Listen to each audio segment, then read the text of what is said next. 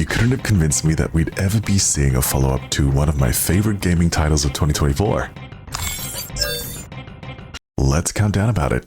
Granblue Fantasy Relink Endless Ragnarok is looking to be a complete content-dense expansion to 2024's Granblue Fantasy Relink. Wouldn't it be wonderful if our adventures never ended? It's so close to release, and I'm finding it hard not to check out all the stuff around it, but I'm trying my darndest. P.S. If you want the coolest, most handsome Granblue Fantasy Relink Endless Ragnarok content heading your way, make sure you subscribe and follow me on all of these as we close in on release. For those who don't know, Granblue Fantasy Relink is a side story to Granblue Fantasy, a more traditional turn-based fantasy RPG with a campaign of content spanning years, taking some of its iconic cast and putting them into a multiplayer action RPG setting. This more or less filled a Monster Hunter Fantasy Star void I didn't know I needed filling back in 2024, and it's stuck in my mind ever since then. I didn't expect more, but I wanted it. Thankfully, Cygames was like, I gotcha. The only details I know about Endless Ragnarok as of this video is that we're getting more story, a new difficulty, a roguelite mode, mechanic and gear expansion in the form of summons and master traits, also the current officially announced new characters. I haven't really had the opportunity to deep dive into the open windows of new content revealed, nor have I played the demo. That in mind, there is a short list of things I do desire for myself to see in-game come launch and beyond. I did briefly play the OG Granblue back in the day, and I know some of the a lot of roster. So I'll keep the characters I want included to a minimal and focus on features. But you know, you gotta have a character to, there's so many. With that in mind, here are my wants and desires for Granblue Fantasy Relink Endless Ragnarok. Stay watching for the character tangent. I think it's definitely a tangent. Number 5. Granblue Fantasy characters really lean into their identity, be it personality and combat, while seamlessly fitting right in with the world's painterly aesthetic. This is all thanks to the genius signature style of artist Hideo Minaba and the Granblue writing teams. You look at characters like Catalina and approximate exactly what they're going to be about gameplay-wise, and their personality right off strictly something like this. This is the same with Relink newcomers like Galanza. You recognize him personality first from his shark-toothish grin and the way he wields his weapon of choice. He is gonna hit you, and he is gonna yeet that spear effortlessly like a pebble toward you. That is great and all, but what about summer outfits?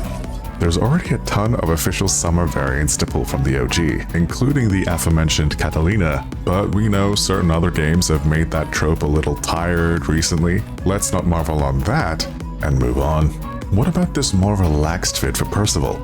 Or these cute Halloween costumes for Vasaraga and Zeta? Or the bajillion class outfits for Gran and Jita? They can be just that, purely cosmetic.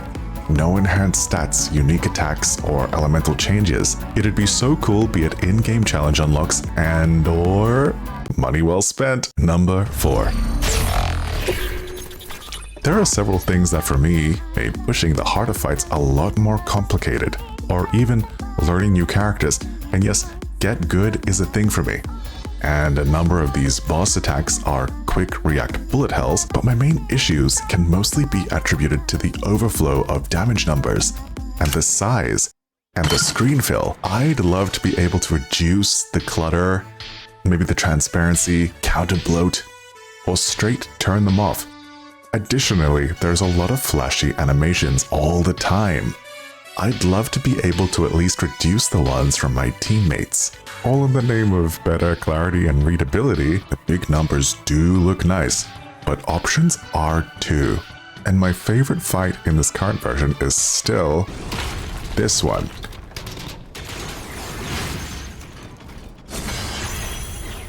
This one is quite guilty of quick react hell.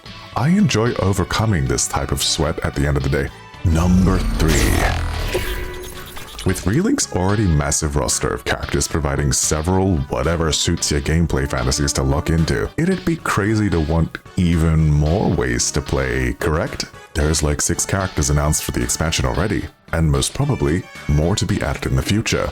Hell, Galanza is looking like hammer spin to win madness, and from first impressions, Beatrix is looking to be a marriage of Vayne and id's gameplay goals, and with the master trait system looking to really send characters off in specialized directions, it's going to be a utopia of play it your ways.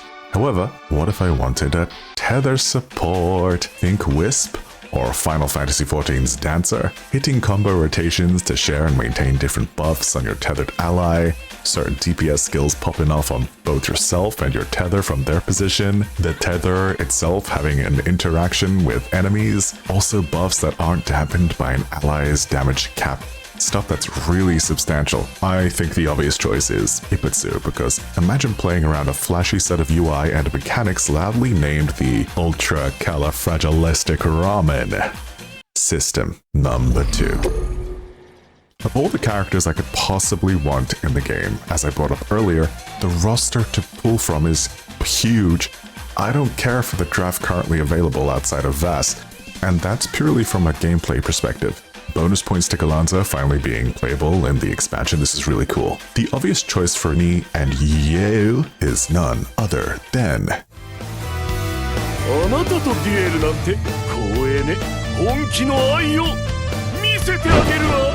Ladiva, of course, in usual circumstances, but let's play keep away with Granblue Rising's roster and go with my second favorite draft, Lamretta. I know I have spectacular taste in favorites. She lived a pious life the first time she tried wine. It reflects in her personality, her slurred dialogue,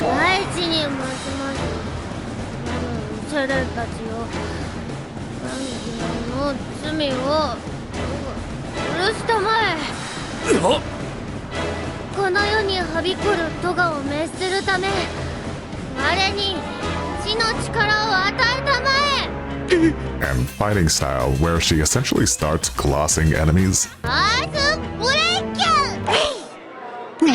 which is hilarious to consider that some of those enemies in classic Granblue are ancient gods and otherwise. I think her playstyle would be pretty straightforward, you know?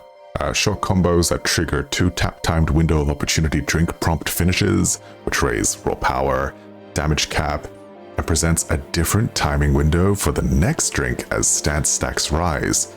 Upon maxing stacks, the next finisher could break the bottle, adding in temporary free sub damage, while missing the drink finishes causes complete loss of stacks and a headache-induced self-debuff that only Hair of the Dog could remove, allowing the loop to start fresh.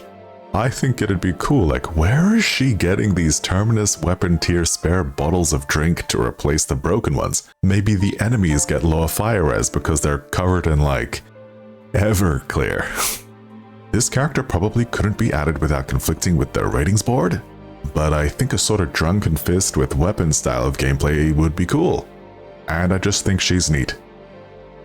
Ladiva in a heartbeat versus any other situation. Let me headbutt spam and powerbomb Lucilius. Thank you.